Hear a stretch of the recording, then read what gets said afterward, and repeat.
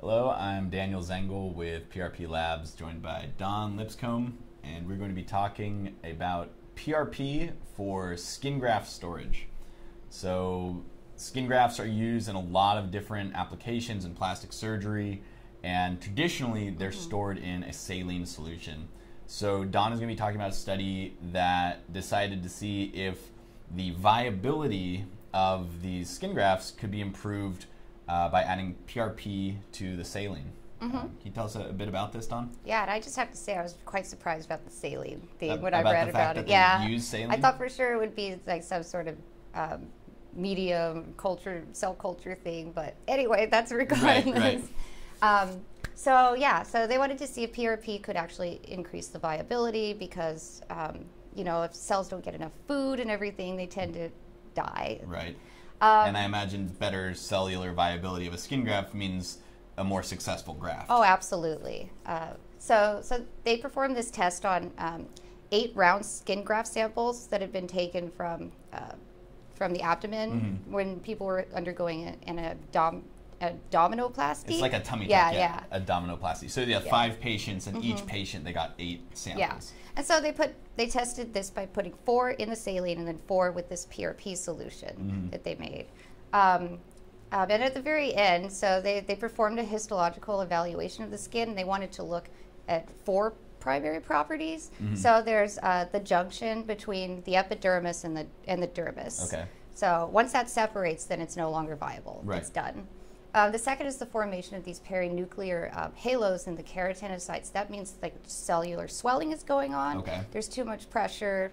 And so it's thought that maybe PRP would also balance out the pressure because this is just osmosis. This function of that, like general water pressure. Water pressure between one cell and the outside world. Got it. And the third is collagen organization. So you really want to have see structured collagen within the cells. Okay. And then finally, it's the number of fibroblasts. So sort of just the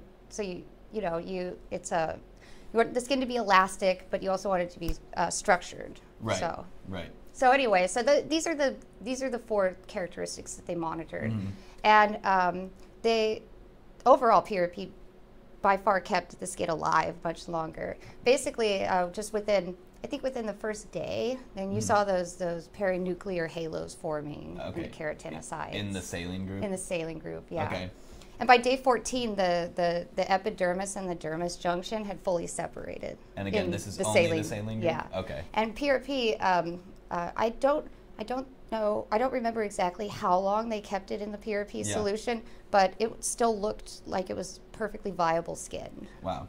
And I know the PRP they used was good PRP. They used the Harvest system, which, although is not, in my opinion, the best commercial PRP kit out there, it's one of the better ones. I have a theory for why they used that one. Why is that? Because they had to, it's a fully enclosed system, right? So they had to make sure it was perfectly sterile. So they used sterile saline. Right. I'm not saying it's not, but that's probably what was going through their head. Well, I think it's the Harvest system isn't necessarily more sterile than other competing systems, because even though it's a closed system, there's like this extra step that you have to do to remove the leukocytes. Never mind. Yeah. So it really has about just as many transfers as any double spin kit. They described it sort of like it was that, because they're going to be sitting in just that one medium for days. You can't have any infection. Any amount of anything could, Absolutely.